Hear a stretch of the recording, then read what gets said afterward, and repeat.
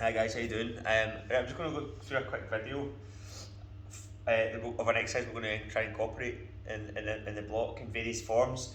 So from a few years ago, we've not done this exercise for a while, but an exercise called a hamstring good morning with a barbell is a really good exercise for obviously working the hamstrings and the lower back.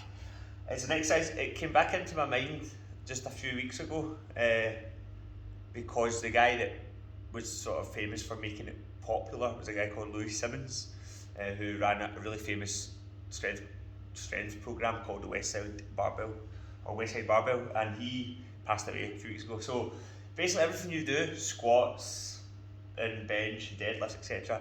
He was a pioneer of this stuff. He was a game changer 40 years ago and whatever. So this is a sort of like exercise that he included in his programs. But the hamstring good morning is quite an advanced exercise.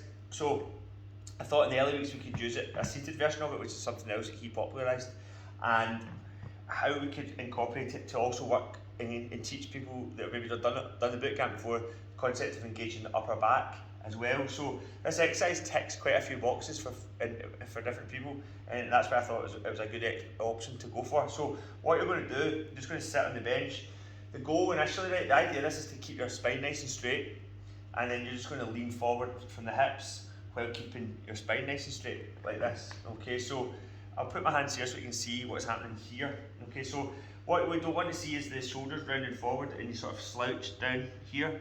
So you want to keep your back nice and straight, nice long spine, and really think about engaging your upper back muscles, shoulders back and down throughout this movement. Okay, and then you stand back upright again. So you're just going to lean into it, really focusing on keeping your upper back nice and engaged, keeping the chest out and shoulders back and down.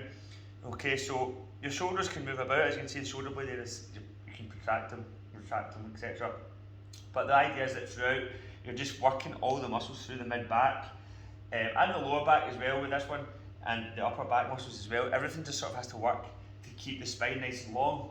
Okay, and the reason that becomes really relevant is then when you go to stand up to perform any sort of hip hinge movement like this, that's what you're trying to do. You're trying to maintain, there's big back muscles here that are used to really keep everything nice and in a nice straight, strong spinal alignment. Okay, so that would be this is a hip hinge. So the key to a good hip hinge is a strong back and engaging your upper back muscles in the correct way, because it's useful for rows like this. It's useful for kettlebell swings as well when you start swinging through. So it's really key that you master the hip hinge quite quickly in order to get the most out of pretty much every other exercise you can think of.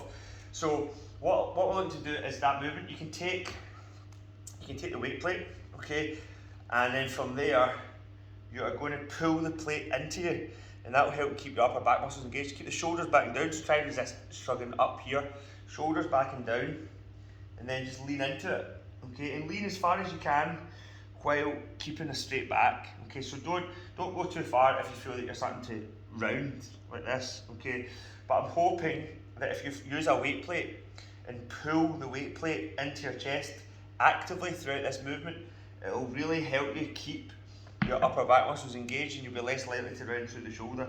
So you're going to hinge back and forward. What we're going to do as well is you can move about the foot position here to make this stretch different areas of your lower body. So once we start adding a bit of weight to it, and eventually we will try seated hamstring good mornings with the bar in your back, it's a really good stretch for opening up the hips and the top of the hamstring and glute area and the groin, which is going to be great, and adductors, which is going to be great for, again, helping with squat depth. So this is one of the main reasons Louis Simmons included it was for this. The other reason was when you do hamstring good morning standing up, it's just a great back muscle strengthener and hamstring strengthener.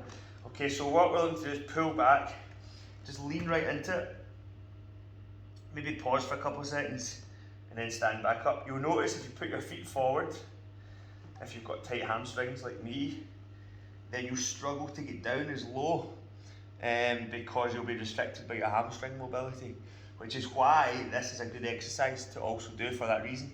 So I would suggest you play about with the foot position so that you can feel a stretch in the adductors here and then inside leg. This is excellent. And then you could even do a few reps where you pull it forward. So you can really do 6 to 8 reps of both versions. just straighten the legs. Obviously, if you've got quite flexible hamstrings, then you'll be able to straighten your legs, or you'll need to straighten your legs in order for you to get more out of the exercise and out of the stretch. Okay, so that's going to be the goal. You're just trying to go down as low as you can, and as I said, it means that when you go to a sort of standing version, you can really get the hamstrings working.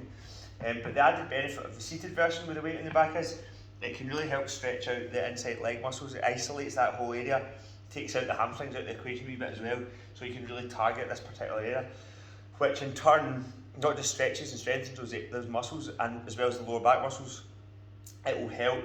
It's one of the other things that will help with getting into a deeper squat. Okay, so that's what we're going to start with, for a good bit of upper body posture awareness, as well as a bit of a stretch to the hips and adductors and hamstrings, and a strengthening of the lower back.